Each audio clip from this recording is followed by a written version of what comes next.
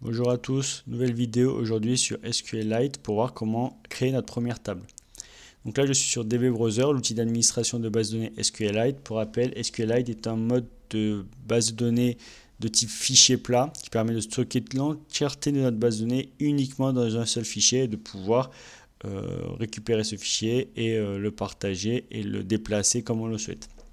C'est moins lourd qu'un système de gestion de base de données qui nécessite d'avoir un serveur installé avec nos données.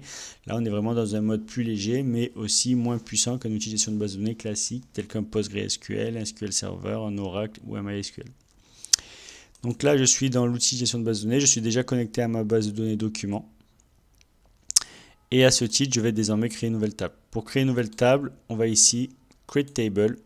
Et là, je peux créer une nouvelle table.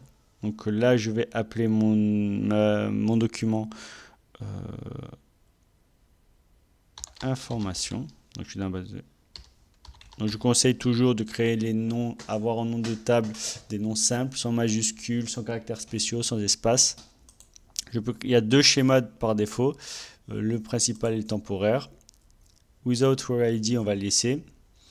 Donc qui permet d'avoir un identifiant à la base de données. Et là, je peux créer mes champs. Donc je vais ajouter mon premier champ. Toujours le champ ID de type integer, non nul, primary key, unique.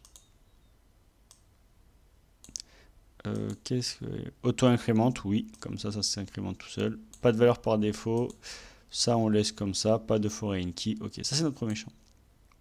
Donc on voit tout de suite qu'il s'auto-incrémente et ça c'est très bien. Donc on va créer désormais notre second champ, on va l'appeler nom de type texte et on va pas mettre de contrainte particulière. Et on va créer un troisième nom, lien de type texte aussi, sans contrainte particulière. Je fais OK et voilà.